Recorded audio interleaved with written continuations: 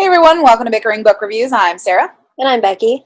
And we're still socially distant because even though we're done with Corona, Corona is not done with us. That is true.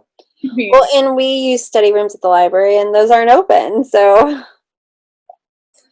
Okay, so today we're talking about 10 Things I Hate About Pinky. It's the third book in the Dimple and Rishi series by Sandhya Menon. We both got, well, I got it off of Edelweiss. How about you? Edelweiss. Okay. So this one is about Pinky. It's set in the same world where Sweetie and Dimple and Rishi all exist. But Pinky is this, I see her as like this punk rocker chick because she's got awesome color, like dyed hair. She's got piercings.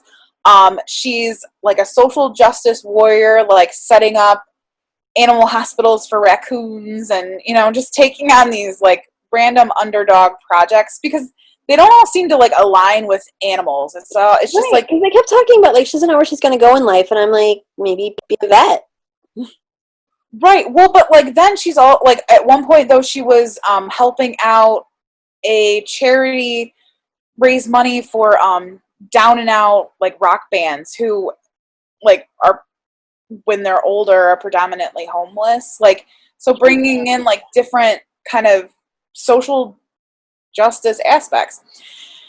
Anyway, so her methods are not traditional, and that causes problems with her parents, but especially her mom, who's like this high-powered attorney who has this kind of thought of what her perfect daughter is, and Pinky's just not that.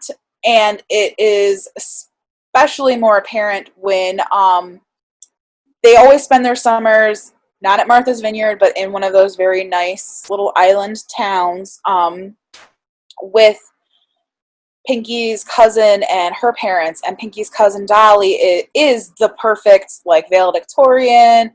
She has the best boyfriends and girlfriends.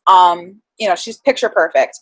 And so Pinky always finds herself measuring herself up against her cousin, and her parents are measuring her up against her cousin. And so when something happens, something gets vandalized and burned down, Pinky's mom automatically believes that Pinky did it, and she didn't.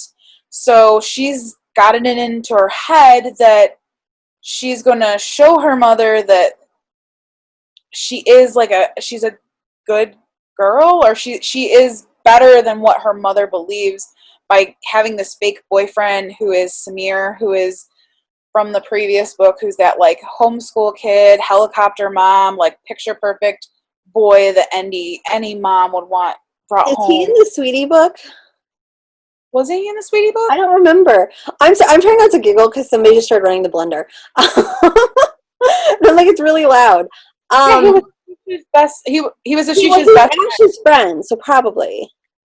He wasn't his best friend, but he's the friend that was annoying that kept coming over all the time. I don't remember that. Yeah. And I loved that book. Yeah. So she decides to fake date Samir to show that, she does have taste and she can make good decisions. And of course they bicker all the time, but they got to pretend like they're dating. And it's kind of hilarious.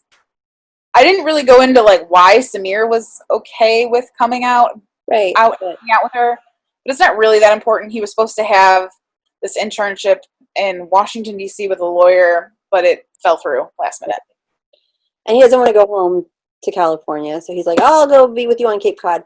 So he doesn't want to go back to helicopter mom. So. Yes. So the book was cute. Like I always like her books. Like there's a cute little romance to it, and like the characters are likable. But I also always feel like she's telling her stories from a distance, and it makes it really hard to connect with the characters.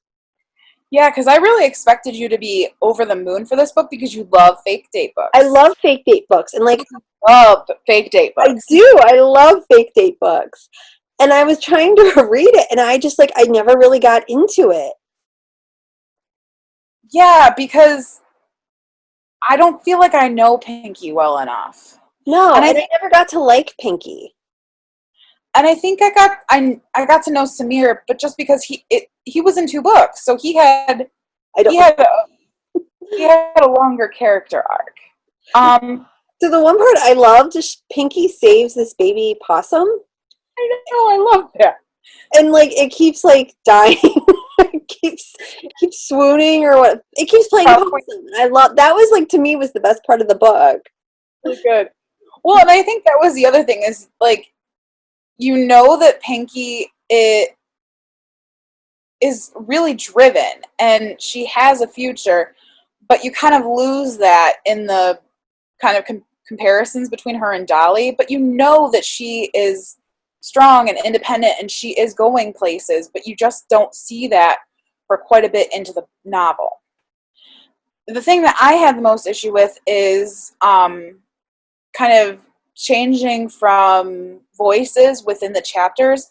It felt very jarring, and it might feel more jarring because I read an eARC, and maybe it'll look different and better like when it actually comes out. But like, I just wish that as she's switching perspective, she went into different chapters so that they Super were more long, self. super long chapters.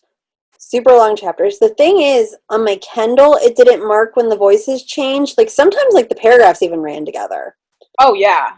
I read the PDF on my MacBook a little. I was going back and forth between the two, and the PDF marked it.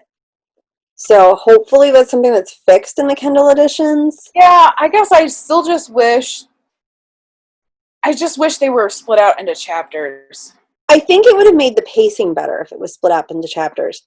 I can Because, agree with like, I read books on break at work, and this was really hard to figure out where to stop yeah. because of how long the chapters were.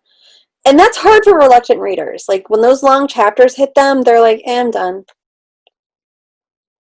No, like I said, I think it was jarring, I think. And if you were breaking it out into chapters, I feel like when you're doing that, you have to kind of tie up some of those ends to make it flow more effectively from chapter to chapter, even if you're putting their names in the different places.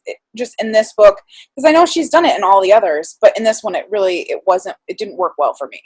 I just feel like I didn't quite connect with these characters as much as the other books. See, I liked this one better than Dimple and Rishi because I didn't like that one very much, but I didn't like it as much as Sweetie. Sweetie. I really didn't like it as much as Sweetie. I loved Sweetie. I And loved. I liked Dimple and Rishti about on the same level. Maybe Dimple a little bit better.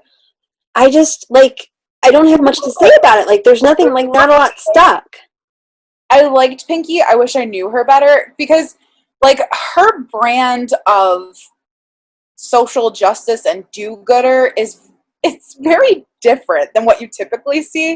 I True. mean, she's got like a pigeon clinic and like a hospital for raccoons. Like, it's different, but it's still like a humanitarian kind of. There's still like potential there for her.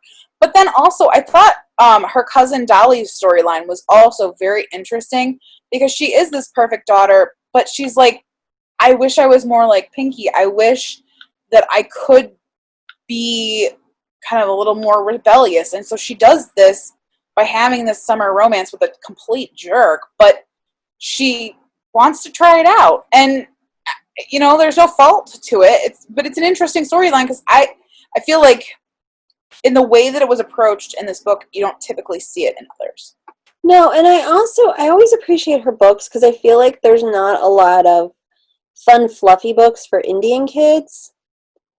And I know that the Indian girls who come into the library love like these books, that they get to see themselves in these books. But my problem is I spent 350 pages with these books, these people, and I don't really know them, and I can't really like it didn't really stick. Like I read and I just finished it a couple days ago. So we should just rate it. Okay. So our rating scale goes from 5 unicorns down to 2 unicorns. If we don't like it, it doesn't get a horn. It is not magical and is therefore a horse. Where are you? I'm at a 3. I liked it enough. I'm like in between a 3 and a 4. Well, that's kind of where I am too, but I don't think I can bump it up to a 4. It's just like I reflect back on like Samir and Pinky. I'm like laughing. So I'm gonna go with a 4 because like I think character wise, like I liked the bones there.